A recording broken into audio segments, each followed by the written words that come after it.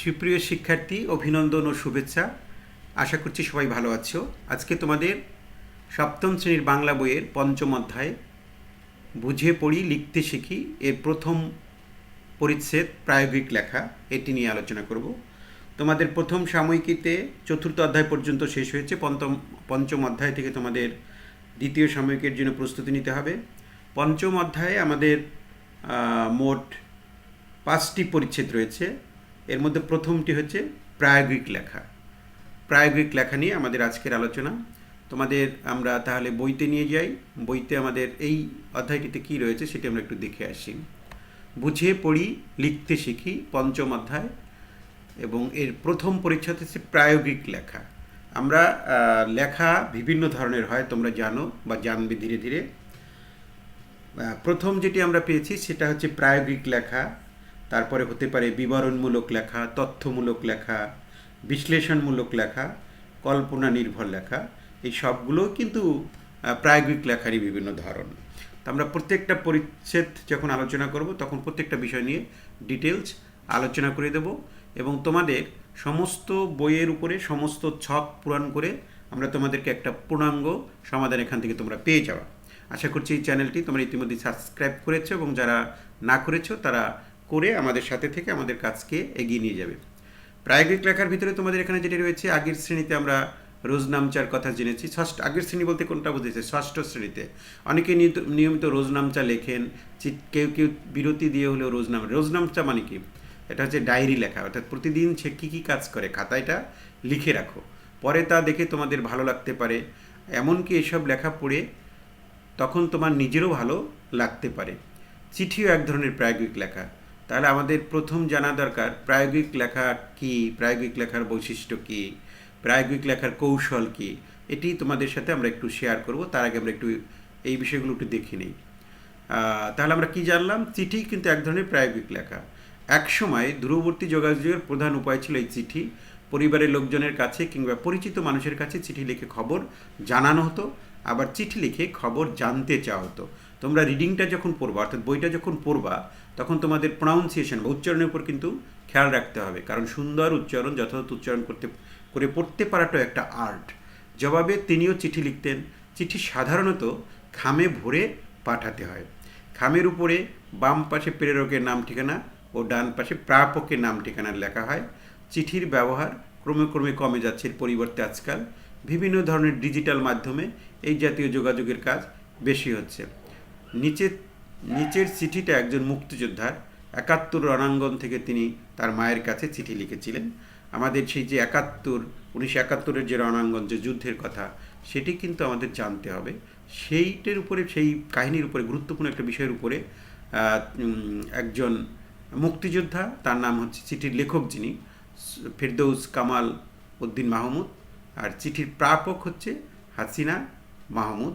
তিনি সেখান থেকে চিঠি লিখেছিলেন, অর্থাৎ লেখক লিখেছেন এবং প্রাপকের কাছে লিখেছেন।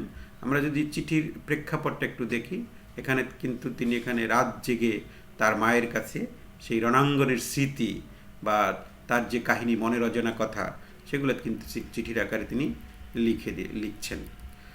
আচ্ছা, তাহলে আমরা চিঠিটা একটু পড়ি, তারপরে আমরা প্রায়োগিক লেখা নিয়ে কথা বলবো তোমাদের সাথে। মায়ের কাছে লিখছে, সেজন্য মা বলে সম্বোধন করা। তোমরা জানো চিঠির কয়েকটা অংশ থাকে, সেটি আমরা আলোচনা করে দেবো। এখানে 3/8/1971 যেটা, সেটি লেখা হয়েছে। মা আমার সালাম নিও। এই যে চিঠির যে বিভিন্ন ধরনের চিঠি রয়েছে, কার কাছে কীভাবে চিঠি লিখতে হয় সেটি নিয়েও কিন্তু অনেক কথা আমাদের হবে। অনেক পর্বত নদী প্রান্তর পেরিয়ে সমস্ত বাধা অতিক্রম করে তোমার ছেলে তার অনেক আকাঙ্ক্ষার শেষ ঠিকানা আজ খুঁজে পেয়েছে। আমরা যখন পড়ব তখন কিন্তু আমরা লক্ষ্য করব কিছু যুক্তবর্ণ আমাদের থাকে। হ্যাঁ মা, আমি পৌঁছে গেছি আমার ইচ্ছের কেন্দ্রবিন্দুতে। নিজেকে এবার প্রস্তুত করব প্রতিশোধ নেওয়ার এক বিশাল শক্তি হিসেবে। আমার প্রতিশ্রুতি আমি কখনো ভুলব না। প্রতিশ্রুতি মানে কি? কথা দেওয়া। তিনি মাকে যে কথা দিয়েছেন, সেই কথাকে তিনি প্রতিশ্রুতি বলছেন। ওদের উপযুক্ত জবাব আমাদের দিতেই হবে। যারা আমাদের দেশের বিরুদ্ধে ছিল তাদের কথা বলছে, ওদের বলছে তাদেরকে, মা তুমি এই মুহূর্তে, এই যে মুহূর্ত বানানটা, এটি কিন্তু খুবই গুরুত্বপূর্ণ। বিভিন্ন প্রতিযোগিতামূলক পরীক্ষায় এই ধরনের আসে, কিন্তু আমাকে দেখলে চিনতে পারবে না, কারণ অনেক দিন হয়ে গেছে। বিশাল বাবরি চুল, মুখ ভর্তি দাড়ি গোঁফ। যদিও আমি নিজের চেহারাটা বহুদিন দেখি না, কারণ এখানে কোনো আয়না নেই। মিহির বলে আমাকে নাকি আফ্রিকার জঙ্গলিদের মতো লাগে। আফ্রিকায় এক ধরনের মানুষ দেখা যায় যারা জঙ্গলি টাইপের, অর্থাৎ অনেকটা নোংরা, উস্কো খুস্কো চুল, দাড়ি, মুখ ভর্তি দাড়ি, গোপ, এই ধরনের মানুষ দেখা যায়।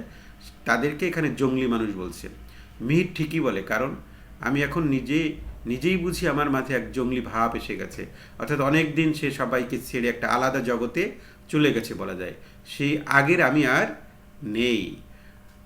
তোমার মনে আছে মা, মুরগি জবাই করা দেখতে আর পারতাম না, আর সেই আমি আজ রক্তের নদীতে সাঁতার কাটি। অর্থাৎ এখানে সে বলছে একসময় সে মুরগি জবাই করা দেখলে ভয় পেত। আমরাও কিন্তু অনেকে পাই, তাই না? তোমরা পাও না? অবশ্যই পাও।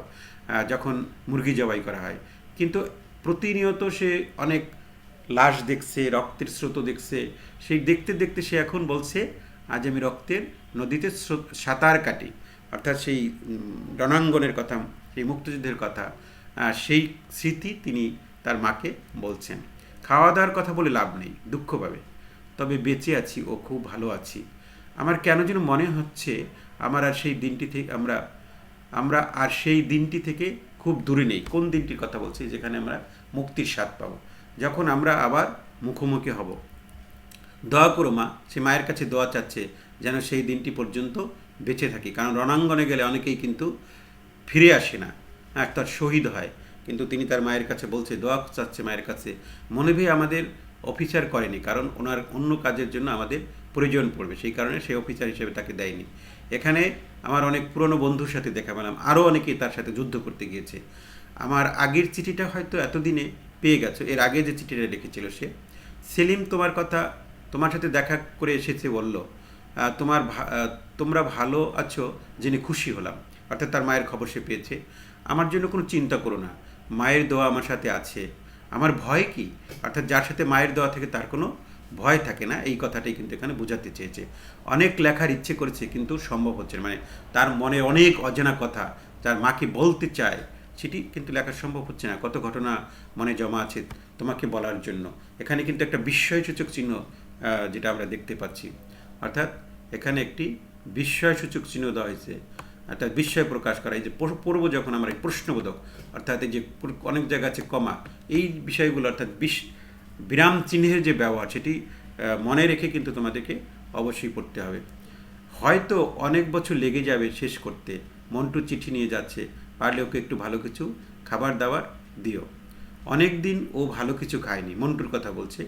আজ তাহলে আসি বলতে এখানে গণিতের ক্ষেত্রে যেটা লেখা হয়েছে, কিন্তু এখানে আসি বলতে যাওয়া। সবাইকে সালাম ও দোয়া, তোমার চিহ্নের ফিরদাউস। এই চিঠিটি কিন্তু এখানে দেওয়া হয়েছে, এবং এখানে এই চিঠি থেকে কিছু শব্দের অর্থও কিন্তু তোমাদের জন্য তুলে ধরা হয়েছে। এখানে আমরা বলছিলাম আকাঙ্ক্ষা। আকাঙ্ক্ষা মানে কি? প্রত্যাশা, অর্থাৎ যেটা আমরা চাই সেটাকে বলি আমরা প্রত্যাশা। আশি সংখ্যা বোঝাতে আশি লেখা হয়েছে। আশি বলতে এখানে আশার কথা বলছে, অর্থাৎ সে যাবে সেখানে। প্রান্তর মানে কি? বিস্তৃত মাঠ, মানে অনেক বড় মাঠ, মাঠের পরে মাঠ, সেটাকে বলি আমরা প্রান্তর। প্রাপক মানে কি? যিনি পাবেন, অর্থাৎ চিঠির একজন প্রাপক থাকে, একজন প্রেরক থাকে। যিনি পাবেন তিনি হচ্ছে প্রাপক, এবং যিনি পাঠান চিঠি তিনি হচ্ছেন প্রেরক। বাবরি চুল মানে কি? কাঁধ পর্যন্ত লম্বা কোকড়ানো চুল, তাকে আমরা বলছি বাবরি চুল। তো এই ছিল মূলত আমাদের চিঠিটা, এবং এই চিঠির যে পরের অংশ সেটি পড়ে কি বুঝলাম এটি নিয়ে আমরা পরবর্তীতে আলোচনা করব। তার আগে আমরা আজকে আমাদের যে প্রায়োগিক লেখা নিয়ে আমরা এত কিছু বললাম, সেই প্রায়োগিক লেখা নিয়ে তোমাদের সাথে একটু আমরা আলোচনা করি, কারণ এগুলো তোমাদের জানতে হবে। প্রায়োগিক লেখা কি যদি বলা হয়, প্রায়োগিক কথাটার অর্থ হচ্ছে ব্যবহারিক বা প্রয়োগযোগ্য, অর্থাৎ যার ব্যবহার করা যায়, প্রয়োগ করা যায়। যেসব লেখা দৈনন্দিন জীবনে প্রায় প্রয়োগ ব্যবহার করা হয়, তাই সেগুলো কি বলছি আমরা? প্রায়োগিক লেখা। প্রায়োগিক লেখায় বেশিরভাগ ক্ষেত্রে ব্যক্তিগত স্মৃতি, যে চিঠিপত্রের কথা বলছি, সুখ দুঃখ, আশা আনন্দ বেদনা, আবেদন নিবেদন, প্রচার প্রচারণার কথা থাকে। যেমন রোজনামচা, অর্থাৎ প্রতিদিনের যে ডায়েরি লেখা হয়। যেমন তোমরা ষষ্ঠ শ্রেণীতে পড়েছো কারাগারের রোজনামচা, এই যে বঙ্গবন্ধুর স্মৃতি নিয়ে লেখা যে বইটি। তারপরে বিভিন্ন চিঠি, সেখানে কি থাকে? ব্যক্তিগত সুখ দুঃখ এগুলো থাকে। তারপরে আবেদনপত্র, অর্থাৎ আমরা যে আবেদন করি আমাদের প্রধান শিক্ষক বরাবর অথবা কলেজের অধ্যক্ষ বরাবর বা কারো বরাবর, সেটি কি থাকে? আমাদের আবেদন নিবেদন, অর্থাৎ আমরা কী চাই। নিমন্ত্রণপত্র, বিজ্ঞাপন, সংবাদ, তথ্যমূলক লেখা, কল্পনা নির্ভর লেখা, এই সবগুলোই কিন্তু প্রায়োগিক লেখা। এই ধরনের লেখায় মূলত ব্যক্তিগত আবেগ অনুভূতি প্রদান হয়ে ওঠে এবং নিজস্ব মতামত ও ধ্যান ধারণা প্রকাশিত হয়। তাহলে প্রায়োগিক লেখা নিয়ে আমরা হয়তো ডিটেলস ধারণা পেয়েছি বা বুঝতে পেরেছি। প্রায়োগিক লেখার কিছু বৈশিষ্ট্য রয়েছে, অর্থাৎ একটি নির্দিষ্ট উদ্দেশ্য থাকবে এখানে। যেমন উদাহরণস্বরূপ বলতে পারি, প্রযুক্তি নিয়ে লেখা, কোনো নির্দিষ্ট প্রযুক্তি সম্পর্কে সেখানে তথ্য প্রদান করার উদ্দেশ্যেই সেই লেখাটা হয়। যেমন হতে পারে এমএস ওয়ার্ড নিয়ে লেখা, পাওয়ার পয়েন্ট লেগে লেখা, নির্দিষ্ট একটা বিষয় নিয়ে নির্দিষ্ট দর্শক থাকবে। এইগুলো কিন্তু সবাই আবার দেখে না বা পড়ে না। অর্থাৎ এই প্রযুক্তি যে বিষয়টায় পারদর্শী বা অভিজ্ঞতা আছে বা যেটি জানতে চায় সেটি কিন্তু সেই লেখাটি সেই পরে ব্যবহার করে। এই জন্য এটি লেখা হয়। নির্দিষ্ট শব্দভাণ্ডার এবং শৈলী থাকবে। প্রায়োগিক লেখায় একটি নির্দিষ্ট শব্দভাণ্ডার শৈলী থাকে। প্রযুক্তিগত লেখা একটি নির্দিষ্ট প্রযুক্তি সম্পর্কিত বিশেষ শব্দভাণ্ডার ওখানে ব্যবহার করতে হবে, অর্থাৎ কিছু বিশেষ শব্দভাণ্ডার যাকে বলছি। প্রায়োগিক লেখার গুরুত্বপূর্ণ বিষয় হলো পাঠকের প্রয়োজনীয়তাগুলো বোঝা, অর্থাৎ পাঠক কী চাচ্ছে, সেইটি বোঝা এবং পাঠককে নির্দিষ্ট তথ্য নির্দেশনা প্রদান করা। অর্থাৎ ওটি পড়ে পাঠক কিছু ইনফরমেশন পাবে, তথ্য পাবে। তাই লেখকের অবশ্যই পাঠকের প্রয়োজনগুলো বুঝতে হবে লিখতে গিয়ে, এবং তার লেখা সেই প্রয়োজনগুলিতে অবশ্যই পূরণ করতে হবে। আচ্ছা, এখন আমরা জানব প্রায়োগিক লেখার জন্য কী কী কৌশল ব্যবহার করা যেতে পারে। এটি মূলত উদ্দেশ্যমূলক ভাষায় ব্যবহার করতে হবে, সংক্ষিপ্ত এবং সুনির্দিষ্ট বিবৃতি হতে হবে, উদাহরণ এবং তুলনা ব্যবহার করতে হবে, অর্থাৎ অনেকটা বাস্তবের সাথে লিঙ্ক করে করতে হবে আমাদেরকে। প্রশ্ন উত্তর ব্যবহার করা, চিঠি বা গ্রাফ ব্যবহার করতে হবে। এগুলো হচ্ছে প্রায়োগিক লেখার বৈশিষ্ট্য, বা এই কৌশলগুলো ফলো করে আমাদেরকে লিখতে হবে। এরপরে আমরা যেহেতু একটা চিঠি পড়েছি, চিঠি সম্পর্কে আমাদের ধারণা কী? চিঠি আমরা অনেক দেখেছি, তাই না? চিঠি সবার কাছে পরিচিত। এটি কিন্তু প্রায়োগিক লেখার একটা উদাহরণ। একসময় দূরবর্তী যোগাযোগের প্রধান উপায় ছিল এই চিঠি। তখনকার দিনে তো আজকের মতো ইমেইল, হোয়াটসঅ্যাপ, মেসেঞ্জার, ফেসবুক এই বিষয়গুলো ছিল না। পরিবারের লোকজনের কাছে কিংবা পরিচিত মানুষের কাছে চিঠি লিখে খবর জানানো হতো, আবার চিঠি লিখে খবর জানতে চাওয়া হতো। চিঠি সাধারণত খামে ভরে পাঠানো হয়, অর্থাৎ খামের ভিতরে ঢুকিয়ে পাঠানো হয়। এর বাঁ পাশে থাকে প্রেরকের নাম ঠিকানা, ডান পাশে থাকে প্রাপকের নাম ঠিকানা। আজকাল চিঠি লেখার প্রবণতা কমে যাচ্ছে, কিন্তু চিঠির আবেদন সবসময়ই আছে। চিঠির যে আবেদন সেটি কিন্তু সবসময় থাকে। চিঠি প্রধানত দুই প্রকার হয়, একটা হচ্ছে ব্যক্তিগত পত্র আর একটা হচ্ছে ব্যবহারিক পত্র। ব্যক্তিগত পত্রের মধ্যে কি থাকে? ব্যক্তিগত পত্রের মধ্যে সাধারণত পারিবারিক বা ব্যক্তিগত কোনো বিষয়, যেমন আমরা বাবার কাছে চিঠি লিখি, মায়ের কাছে চিঠি লিখি, ভাই বোনের কাছে চিঠি লিখি, বন্ধু বান্ধব বা পরিচিতজনের কাছে চিঠি লিখি। সেখানে কি করি আমরা? আমাদের ব্যক্তিগত অভিজ্ঞতাগুলো, সুখ দুঃখের কথাগুলো তুলে ধরি। এটা হচ্ছে ব্যক্তিগত পত্র। এবং একটা পত্রের যে বিভিন্ন অংশ থাকে সেগুলো তোমাদের পরবর্তী টিউটোরিয়ালে সেগুলো নিয়ে তোমাদের সাথে আলোচনা হবে।